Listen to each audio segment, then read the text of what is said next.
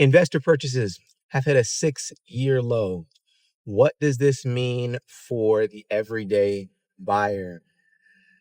Does that mean that there are more opportunities for the everyday home buyer now that investors are putting a pause or less frequent in the market? Or does it mean it's not really much change? This recent article describes and goes over how investors are pulling back from the market due to a variety of factors: the ongoing war in Iraq, the ongoing war in Iran, as well as rising inflation here domestically. Today we're going to talk about it. We're going to talk about investors' presence in the market currently and what that means for home buyers in today's market.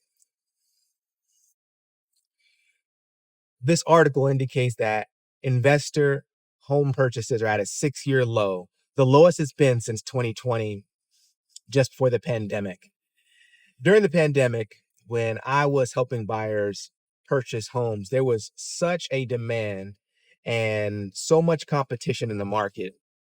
It was unlike anything we've ever seen, not only in terms of competition, but in terms of just the lack of flexibility home sellers had in terms of getting the prices that they wanted. There was almost no buyer concessions, zero. It's either you take it or leave it. The home is being sold as is, and it is often, in most cases, much more expensive than it should have been. But that was the market that we're in. Some buyers were paying for it. Some folks were in a position where they needed it, so they paid the price. They paid what they thought the home was worth during that current market. Now we are in a totally different market. Now, each market, especially when you zero in, it's hard to say if we've transitioned completely into a buyer's market across the entire nation, but we are definitely making our way towards a balanced market. And in some markets, a buyer's market. I always say whether we're in a buyer's market or a seller's market depends on the area that you're in. However, this article is interesting because it's showing the behavior of investors. Hey, my name is Taj Walker, and if you are looking to connect with a real estate professional in your local market, I'm here to help. I got your back. I have vetted and have a list of pre-vetted agents in your local market, whether it's here in Georgia or other states, that I can connect you with to help you on your home buying or your home selling journey. If that's you, scan this QR code right here. I'll reach out to you and connect you with a great agent in your area.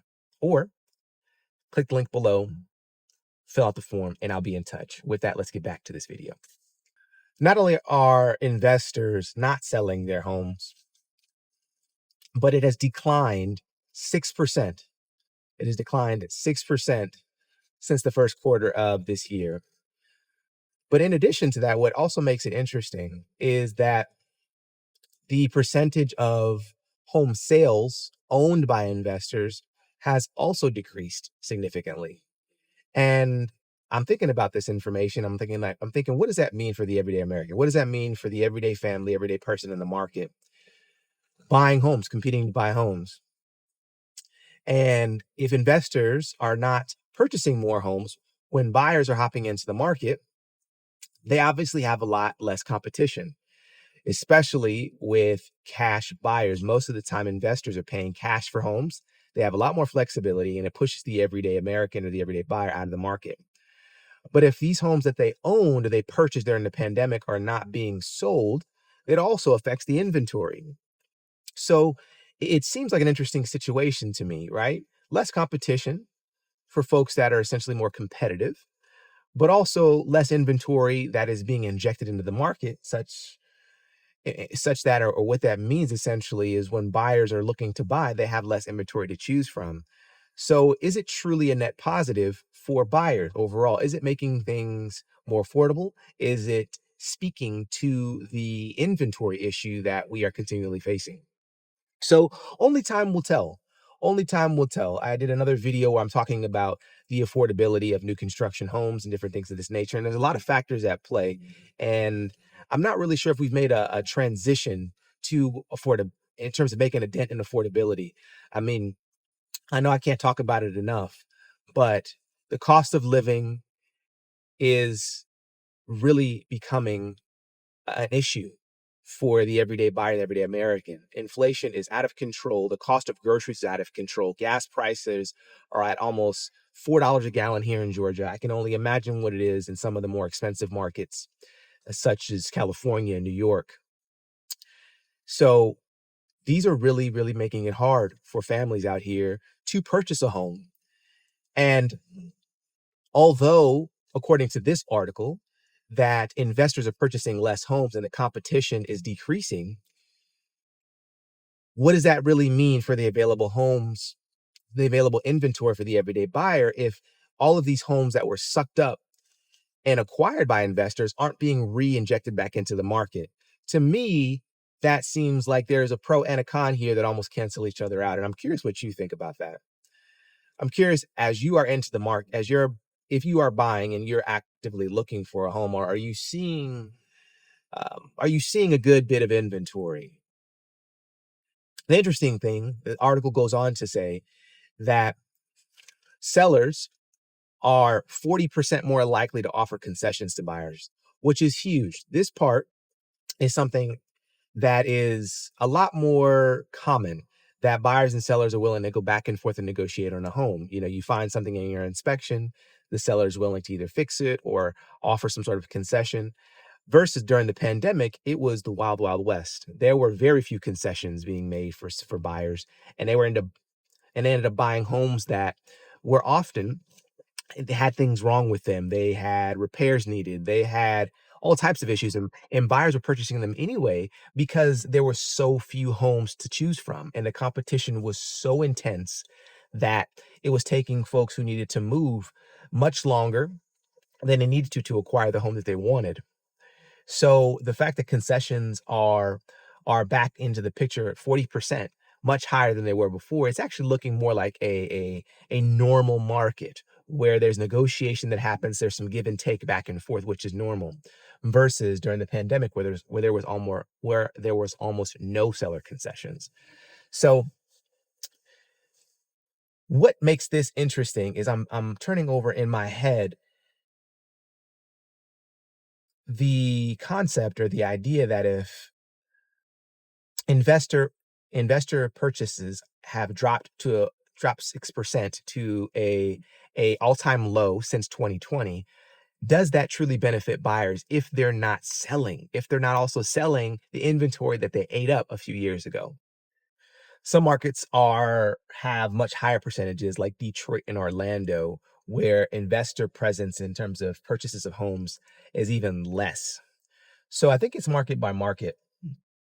But what I want to ask you is, have you seen less competition in this current market as you're shopping for homes in the market? If you're actively looking, have you seen it become less competitive? And I know that when I was helping folks buy homes, not only was there other buyers in the market, but there were a ton of investors in the market, really making it hard for everyday Americans to purchase homes. So this piece of information is actually a good sign, although there are some things to keep in mind. The less investors, especially institutional investors that are in the market, eating up inventory, is really making it increasing the available inventory for the everyday buyer to get into a home. Now, I made another video recently about down payments and how difficult it is for folks to save up for a down payment. So that's another hurdle. But the part that really concerns me is that when folks do discipline themselves and save up what they need and they jump into the market, there's no inventory, or they're having to compete and having to spend significantly more than is necessary or than they thought to purchase a home. So I wanted to share this and talk about this because a big part of what made the housing market so crazy during the pandemic is how many institutional investors and institutional buyers, as well as investors, were flooding the market and capturing all the inventory and lowering the options for the everyday buyer. And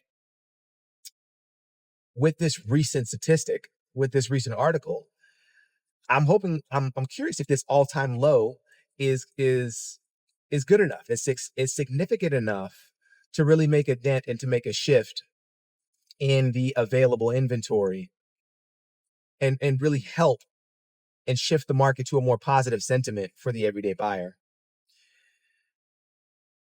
Because the article goes on to say is, although there's less competition for buyers who are ready, have a down payment, can qualify for a loan, are willing to let go and spend the money on a home in this current market, with home prices being as expensive as they are on average across the country.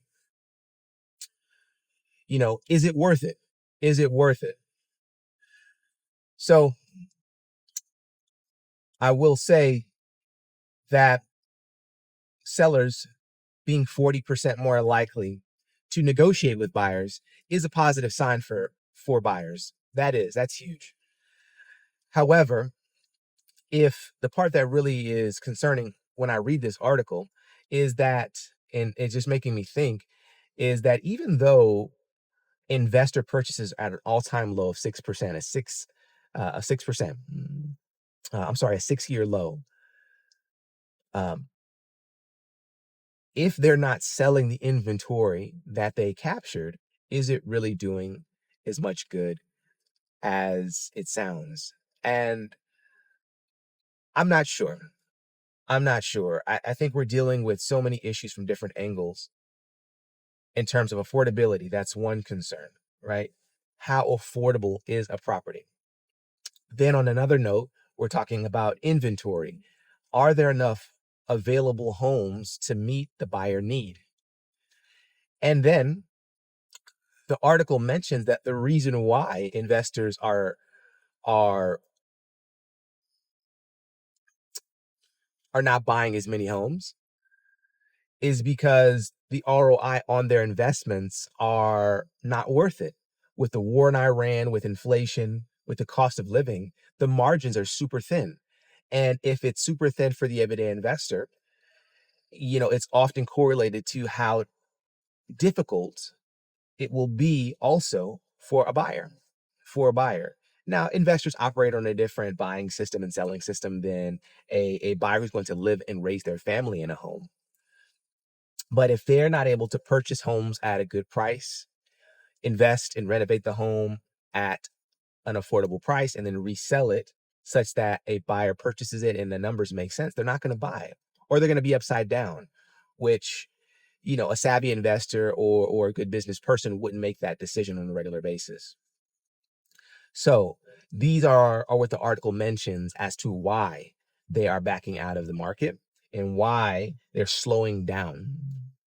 So again, I think it's a positive sign. I think it's a positive bend in the right direction because it decreases the competition that the everyday buyer has to deal with in the market. And it was truly, truly dismal during the pandemic.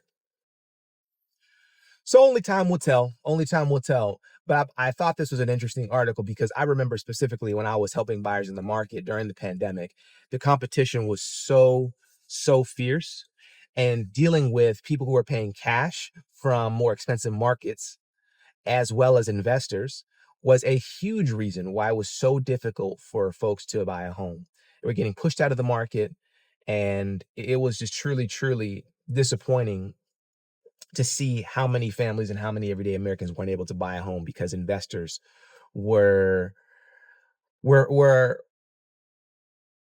it was difficult. They were really truly making it difficult. So with that being said, let me know what you think. Let me know if you're in the buying market, how you have dealt with this, or if you've seen, or if you've lost out on a home that you were very interested in because of an investor, whether that's an everyday investor, mom and pop, or an institutional investor.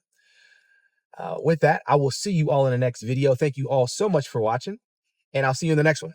Take care.